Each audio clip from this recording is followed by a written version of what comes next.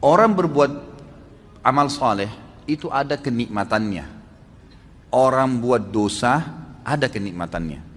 Tapi dua kenikmatan ini mustahil bersatu, nggak bisa. Antum kalau merasakan nikmatnya ibadah, dan itu dengan cara ibadah itu tanda kutip harus dipaksakan, nggak bisa nggak. Kalau antum tidak paksakan sholat malam, mulai nanti malam bunyiin jam beker, atur sejadahnya, bubuhi minyak wangi, paksain diri bangun, mustahil. Sampai mati antum tidak akan sholat malam. Karena syaitan nggak mau kita ibadah, harus dipaksakan tuh. Kalau kita tidak paksakan jalan ke rak buku kita di rumah yang kita taruh Al-Quran, paksakan jalan ke sana, ngambil Qurannya, paksakan baca selembar sehari, tidak bakal dibaca sampai kita meninggal. Mungkin sampai anak cucu kita juga tidak sentuh Quran itu. Mereka cuma mengenang, oh itu Quran nenek dan kakek saya.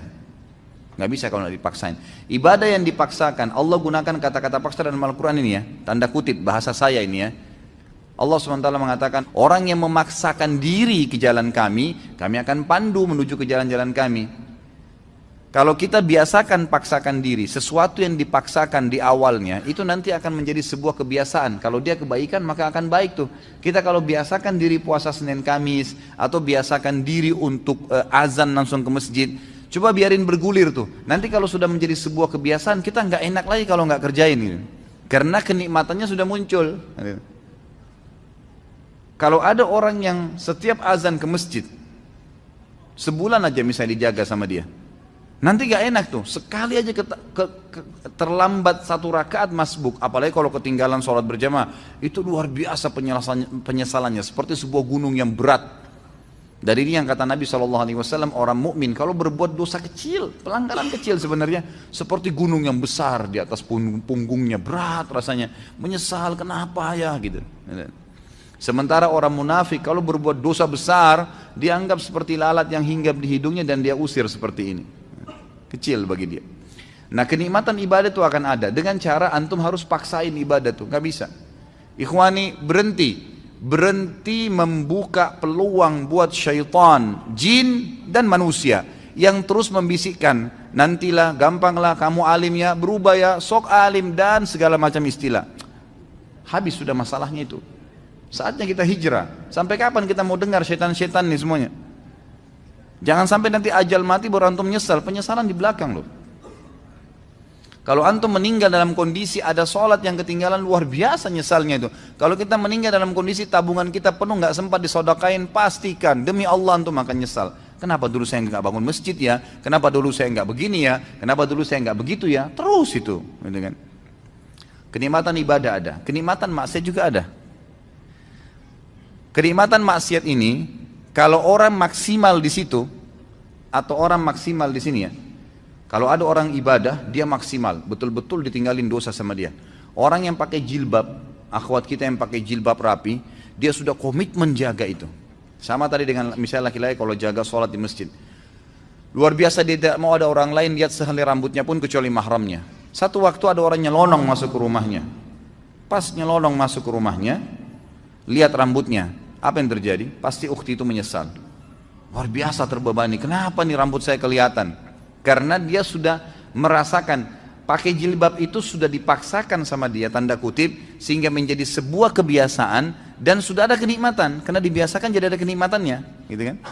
Nah kenikmatan ini, kenikmatan ibadah ini akan menghilangkan kenikmatannya dosa. Lawan tutup aurat, buka aurat. Orang yang sudah biasa tutup aurat, dia rasa nggak enak lagi orang buka aurat.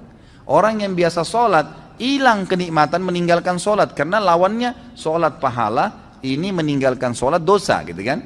Tarik kepada semua ibadah nih. Orang yang biasa gemar bersedekah bantu orang, nanti dia nggak enak, lawannya itu pelit, itu berat. Dia jadi tidak mau tuh, tidak ada kenikmatannya lagi. Dia kalau punya sesuatu, siapa lagi nih yang mau dikasih nih, dikeluarkan, gitu kan. Dosa dari sisi lain juga punya kenikmatan. Dosa punya kenikmatan.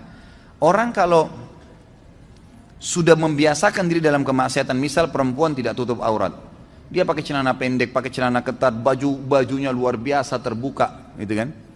Dia jadikan sebagai kebiasaan, muncul kenikmatannya itu. Makanya semua yang dibeli pakaian pendek semua.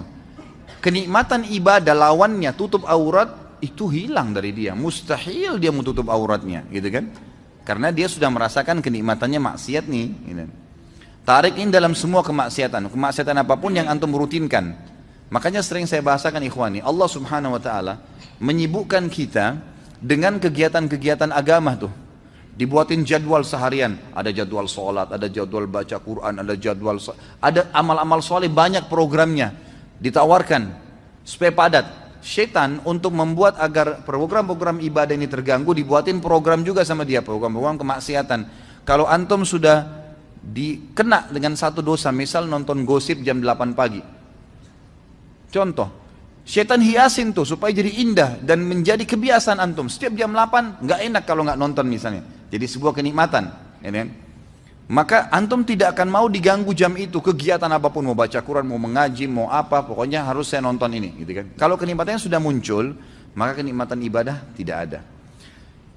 Kalau ada orang maksimal di sini, dia nikmatin ibadahnya, dia tinggalkan benar-benar 100% dosa, itu yang luar biasa.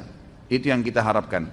Kalau ada orang yang maksimal juga di dosanya, tidak pernah beribadah, kalau menurut saya, dengan kacamata dia ya, saya bicara dengan kacamata orang yang bermaksiat, itu bagus dia. Kenapa dia bagus? Karena dia maksimal menikmatin tuh. Kalau ada orang yang tengah-tengah, nah ini yang paling banyak nih. Mudah-mudahan di sini tidak ada. Di tengah-tengah, dia mau ibadah, tapi juga disisipin untuk maksiat. Orang yang seperti ini ikhwani, tidak merasakan maksimal nikmatnya ibadah, biar antum mau tutup mata, mau baca ayat 1 jam, tidak khusyuk-khusyuk, karena masih ada dosanya. Kalau berimbang dua-duanya, ini nggak ada kenikmatannya, ini juga nggak ada kenikmatannya. Jadi nggak nikmat ibadah, nggak nikmat maksiat, gitu kan? Kalau ada orang misalnya mabuk, dia anggap bolehlah kumpul-kumpul sama teman, minum. Tapi dia juga jaga 5 waktu sholat. Kira-kira pada saat dia mabuk jam 2, jam 3 malam, dia pikirin sholat subuh, terganggu nggak? Lagi mabuk, duh sebentar mau subuh nih. Nggak nikmat tuh mabuknya.